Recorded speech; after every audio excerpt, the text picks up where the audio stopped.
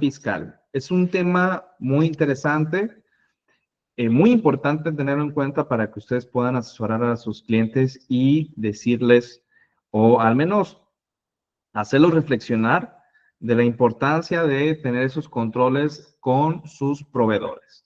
¿Sí? Un poquito la justificación, me voy rápido.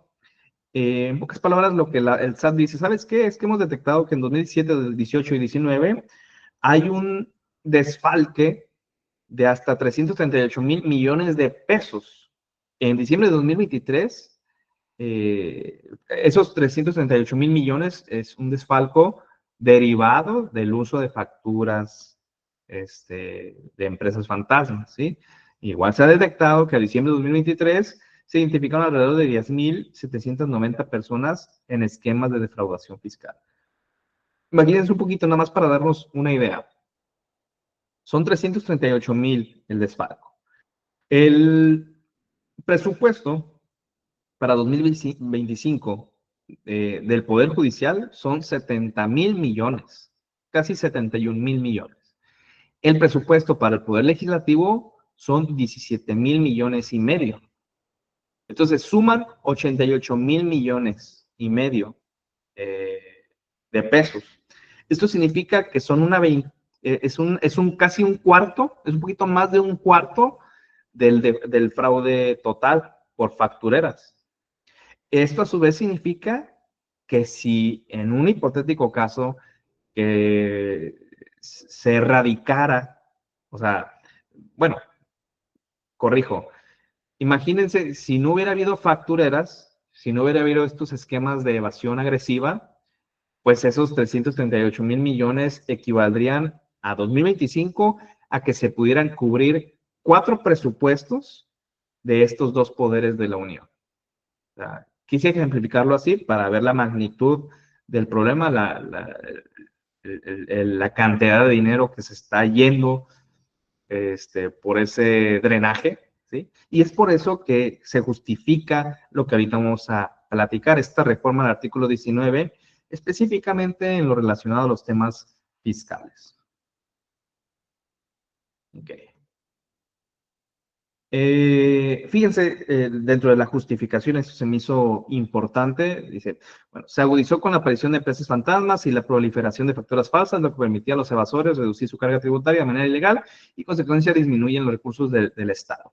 Ojo aquí, miren, dice, sectores como la construcción y los servicios profesionales han utilizado estas prácticas para inflar costos, evadir impuestos y facilitar otras actividades delictivas como el lavado de dinero. ¿Cómo se interpreta esta parte? Bueno, yo lo interpreto de la siguiente manera. Yo interpreto que, que la autoridad, pues, tiene identificado estos sectores, ¿verdad?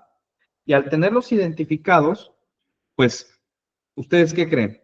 ¿Van a ser los sectores, a los primeros sectores con los que se va a ir la autoridad? Puesto que si ya lo tiene identificado, sabe que son los contribuyentes que más usan esta figura, pues a raíz de este año, muy probablemente sean los contribuyentes que se van a fiscalizar de primera mano, en primera instancia.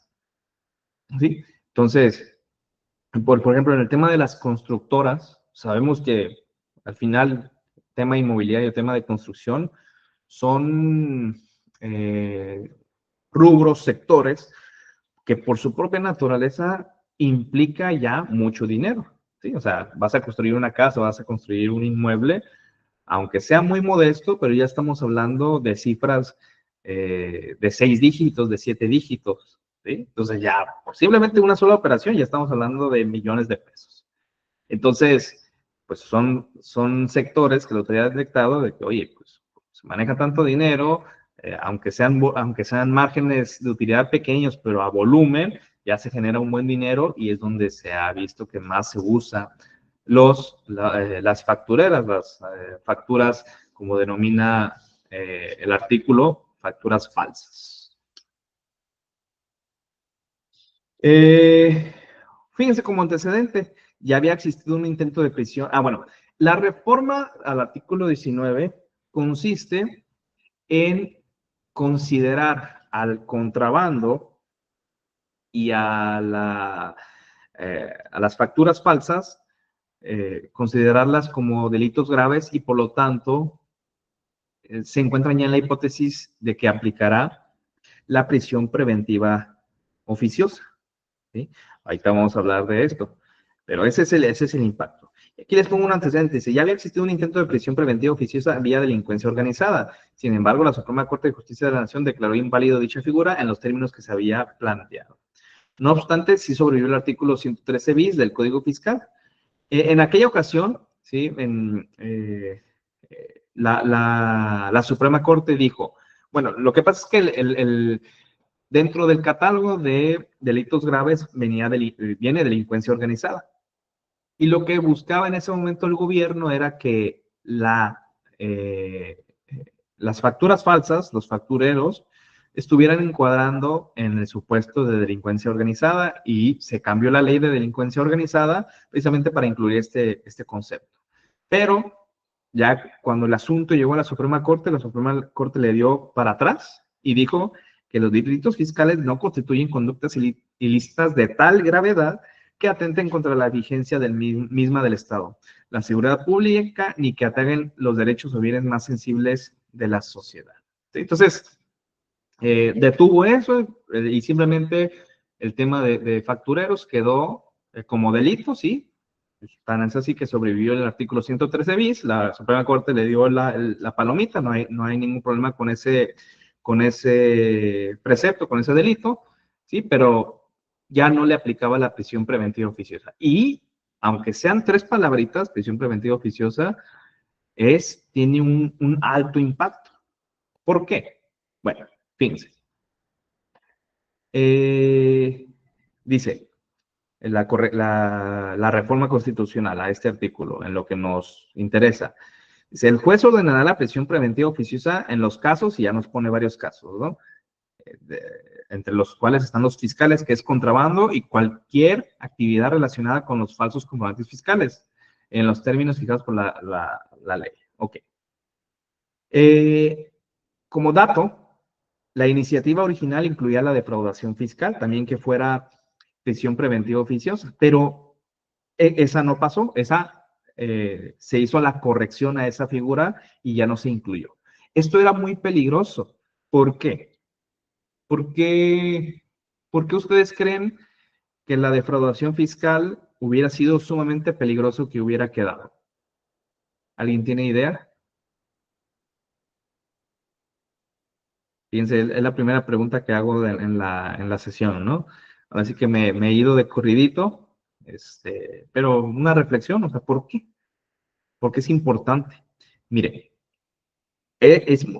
quien le haya tocado leer qué hipótesis legal encuadra en la defraudación fiscal, tendrá en cuenta o se habrá dado cuenta que, pues, cualquier persona puede caer en ese delito.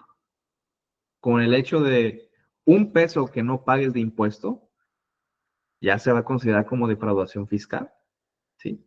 O sea, está tan abierta la norma, la hipótesis para encuadrar en ese delito, que de haber prevalecido esta figura de defraudación fiscal, pues cualquier persona hubiera estado expuesta a que con el simple hecho de que la autoridad, bajo una orden de X persona, tramitara una querella, pues ahí ya iba a estar bastante difícil, bastante problemático la situación del contribuyente. ¿Por qué? Porque ya iba a entrar en una zona donde habría altas posibilidades de caer en prisión. ¿Sí? Fíjense, esta reforma, bueno, no me acuerdo si puse otra diapositiva. Sí, ahorita, respecto al impacto. Ahorita vamos a ver ese impacto, que es lo medular. Esta reforma fue publicada en el DOF, en el Diario Oficial de la Federación, el 31 de diciembre. Entonces, el Poder Legislativo tiene un plazo de 180 días para poder armonizar el marco jurídico al respecto. Esto seguramente va a traer consigo reformas al Código Fiscal de la Federación, ¿sí? Para señalar y contestar las preguntas que les pongo aquí. ¿Qué se entiende por factura falsa? ¿Qué sanción será? ¿Y qué se entiende por cualquier actividad, compra, venta, asesoría, ¿no? Entonces, ¿por qué? Porque así lo dice la reforma, cualquier actividad. O sea, entonces, son preguntas que no nos contesta la Constitución y que el Código Fiscal no lo va a tener que contestar. Dice Monse, porque es directo a cárcel. Correcto, así es. O sea, ese es el impacto de la prisión preventiva oficiosa, que llegado a un punto dentro del proceso legal, penal, puedes ir a prisión sin siquiera haber sentencia que diga que eres culpable. ¿Vale? Ahora, el impacto. Vamos a entender cuál es el impacto en nuestras vidas, en el día a día del contribuyente de esta reforma, que es, pues, es peligrosa. ¿Por qué? Mire, con el mínimo estándar probatorio se podría formar la carpeta de investigación para posteriormente realizar una imputación. Eh, Esto significa que el SAT realiza la querella y luego el Ministerio Público pues es quien va a armar la carpeta de investigación. Después, pues va a iniciar el proceso, va a haber una citación a la audiencia inicial y ahí, si el juez ve que con mínimas pruebas, pero se advierte la probabilidad de que sí se haya cometido el delito, entonces se da lo que se conoce como vinculación a proceso, ¿sí? Esto significa que, oye, todavía no digo que eres culpable, pero hay indicios de que pues el delito sí se dio y que tú tienes una participación en él. Entonces, si se vincula a proceso, significa en ese momento que ya vas a, que en ese mismo momento que fuiste a tu audiencia inicial, no vas a salir de ahí. No, no, no, directamente de la audiencia te van a llevar a prisión. Y eso por el simple hecho de que la autoridad haya denunciado o que compraste o que vendiste o incluso, no sabemos cómo va a venir definido el tema de las facturas falsas, cómo lo va a definir el código, pero incluso la asesoría, ¿sí? Entonces se vuelve un tema bastante complejo.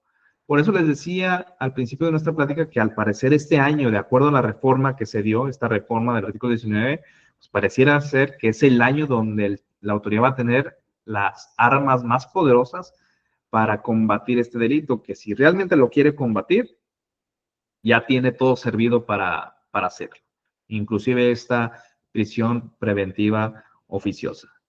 Entonces, eso significa que, reitero, y les puse aquí en el material, no va a haber debate en la cuestión, o sea, no va a haber posibilidad que no pises la cárcel. Si te citan para la audiencia inicial y en esa misma audiencia se determina que se te vincula a proceso, por lo general lo que pasa ahí es de que una etapa de la audiencia inicial es pues que se determine las medidas cautelares, ¿sí? Para asegurar que el imputado, pues, se garantice que va a seguir el proceso penal. Y se debatía entre diferentes medidas cautelares, unas más gravosas que otras. La más gravosa, obviamente, la prisión.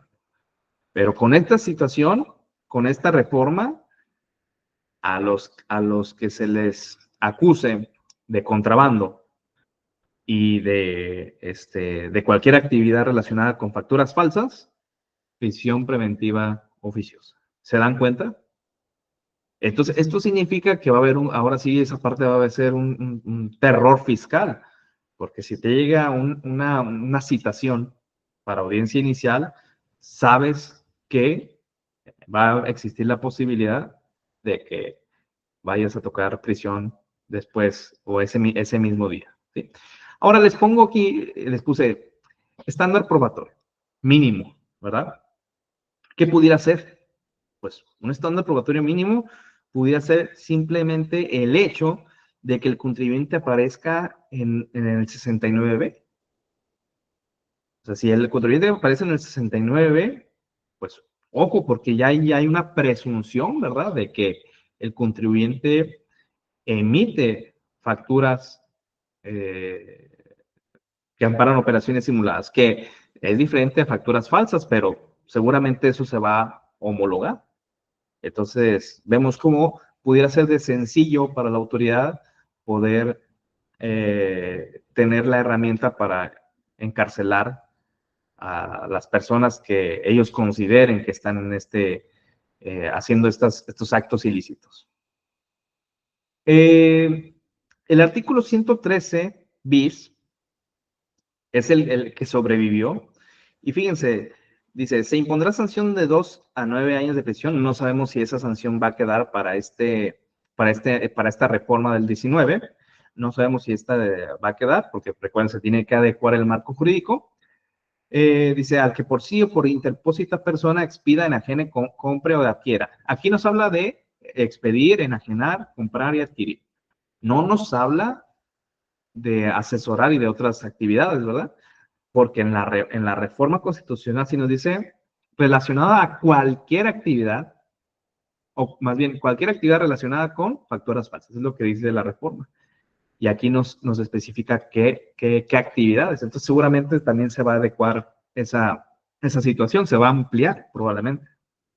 Hay que estar atentos.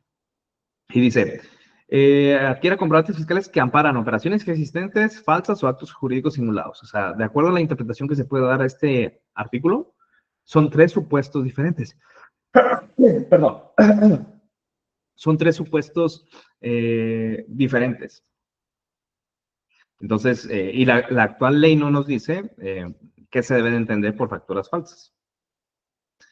Se pudiera interpretar, fíjense, aquí les pongo una notita, dice, factura falsa actualmente pudiera entenderse como un CFDI alterado o modificado. Esto es, que difiere del CFDI originalmente timbrado. O sea, esto pudiera darse, como un ejemplo, que haya un CFDI que haya sido alterado, que haya sido editado, ¿sí?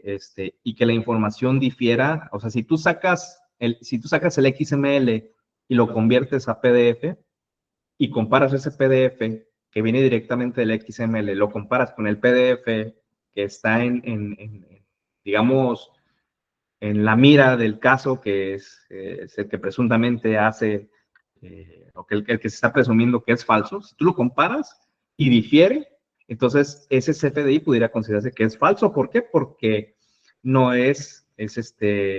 no es el que originalmente se expidió. Eso pues, es una interpretación que podríamos darle al CFDI falso.